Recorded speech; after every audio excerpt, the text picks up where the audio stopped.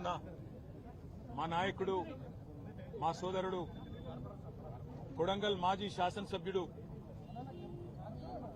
పేద గిరిజన దళిత బలహీన వర్గాల రైతుల తరపున పోరాటం చేసిన పాపానికి ఈరోజు జైలు పాలై రేవంత్ రెడ్డి కక్షపూరిత వైఖరి వల్ల జైల్లో శిక్షణ అనుభవిస్తున్న చేయని తప్పుకు శిక్షణ అనుభవిస్తున్న మా సోదరుడు నరేందర్ రెడ్డి గారిని కలిసి నేను మా మహబూబ్ నగర్ జిల్లా పార్టీ అధ్యక్షులు మాజీ మంత్రి లక్ష్మారెడ్డి గారు, మరొక మాజీ మంత్రి పెద్దలు శ్రీనివాస్ గౌడ్ గారు, మాజీ హోంమంత్రి ఎమ్మెల్సీ మహమూద్ అలీ గారు, ఉప్పల్ ఎమ్మెల్యే లక్ష్మారెడ్డి గారు, మేడ్చల్ జిల్లా పార్టీ అధ్యక్షుడు ఎమ్మెల్సీ షంబీపూర్ రాజు గారు, మల్కాజ్గిరి పార్లమెంటు మొన్ననే పోటీ చేసిన బీఆర్ఎస్ అభ్యర్థి రాగిడి లక్ష్మారెడ్డి గారు అందరం కలిసి వారిని పరామర్శించడం జరిగింది.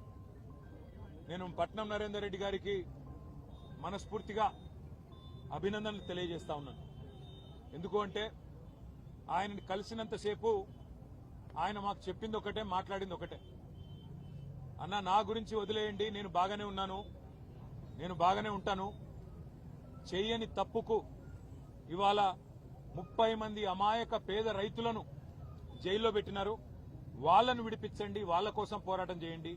మా కొడంగల్ రైతుల పక్షాన నిలబడండి, మా కొడంగల్ గిరిజనుల కోసం కొట్లాడండి, మా కొడంగల్లోని దళిత బలహీన వర్గాల రైతుల భూములు గుంజుకుంటున్నారు, అక్కరలేని ఫార్మా విలేజ్ ను రుద్దుతున్నారు అని చెప్పి ఆయన బాధపడతా ఉన్నాడు. వాస్తవం ఏంటి అంటే ఈరోజు సంగారెడ్డి జైలు నుంచి మొదలు పెడితే చెర్లపల్లి జైలు దాకా అమాయకులేమో జైల్లో ఉన్నారు. కానీ కొడంగల్ నుంచి కొండారెడ్డిపల్లె దాకా అరాచకాలు చేస్తున్న దుర్మార్గులేమో ఇవాళ గద్దెనెక్కి కూర్చున్నారు. మీరు చూస్తా ఉన్నారు. కొడంగల్లోనేమో పేద రైతుల భూములు గుంజుకునే ప్రయత్నం ఒకవైపు, ఇష్టం వచ్చినట్టు భూములు ఇవ్వమంటే అర్ధరాత్రి ఇండ్ల మీద పడి ఆడవాళ్లు చిన్నపిల్లలను చూడకుండా అరాచకాలు చేస్తున్నది కాంగ్రెస్ ప్రభుత్వం రేవంత్ రెడ్డి నాయకత్వంలో. మరొకటి నిన్ననే చూసినాం. కొండారెడ్డిపల్లి రేవంత్ రెడ్డి సొంత ఊరు. ఒక మాజీ సర్పంచ్ పెద్ద ఆయన సాయిరెడ్డి 85 ఏళ్లు ఇదే రేవంత్ రెడ్డి కోసం మన ఎలక్షన్ లో కూడా తిరిగిండు, ఓట్లేయించిండు. అట్లాంటి పెద్ద ఆయన మీద కూడా ఇవాళ పగబట్టి ఆయన ఇంటికి అడ్డంగా గోడగట్టి తవ్వ లేకుండా చేస్తే ఆ క్షోభ, ఆ అవమానం సొంత ఊరిలో సర్పంచ్ గా పనిచేసిన ఊరిలో ఇంతటి అవమానం అని చెప్పి ఆ క్షోభతో నిన్న ఆత్మహత్య చేసుకున్న పరిస్థితి. ఇవాళకి కూడా కల్వకుర్తిలో ఆయన భౌతిక కాయం ఇంకా అట్లే ఉంది. నియంతల పాలనలో, దుర్మార్గుల పాలనలోనే ఇట్లాంటి ఆంక్షలు చూస్తాం.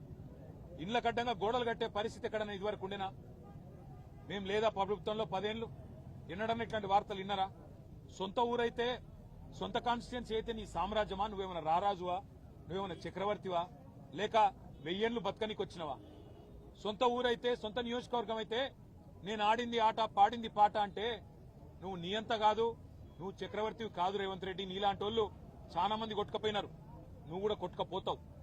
ఒకటి మాత్రం పక్కా, ఇవాళ కొడంగల్ నుంచి కొండారెడ్డిపల్లె దాకా కాంగ్రెస్ ప్రభుత్వం చేస్తున్న అరాచకాలు, శిశుపాలుడి తప్పులు ఎట్లయితే ప్రజలు ఆనాడు లెక్కబెట్టినారో ఇప్పుడు రేవంత్ రెడ్డి పాపాలు కూడా అట్లే లెక్కబెడతా ఉన్నారు.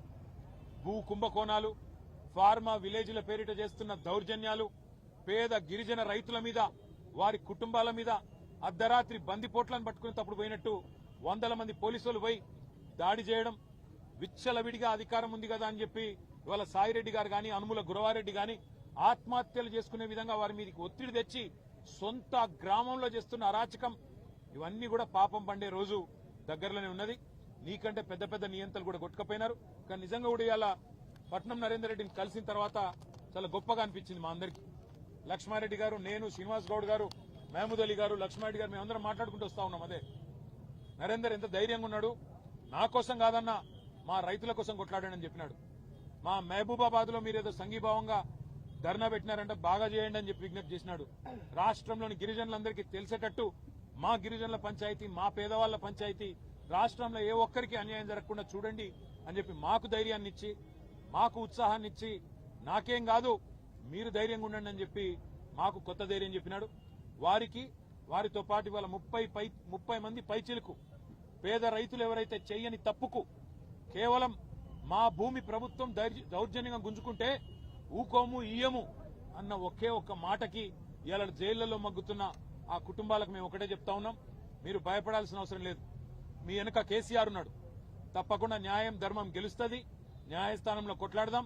మిమ్మల్ని రేవంత్ రెడ్డి 4 రోజులు జైల్లో పెడతాడేమో కానీ తప్పకుండా భవిష్యత్తులో మళ్లీ రేవంత్ రెడ్డికి రాజకీయ భవిష్యత్తు లేకుండా చేసే గుణపాఠం చెప్పవలసిన బాధ్యత మన మీద ఉన్నదనే మాట కూడా రాష్ట్రంలోని పేద గిరిజన బలహీన వర్గాల రైతాంగానికి విజ్ఞప్తి చేస్తూ మీ అందరికి కూడా పాత్రికేయ మిత్రులకు కూడా ధన్యవాదాలు.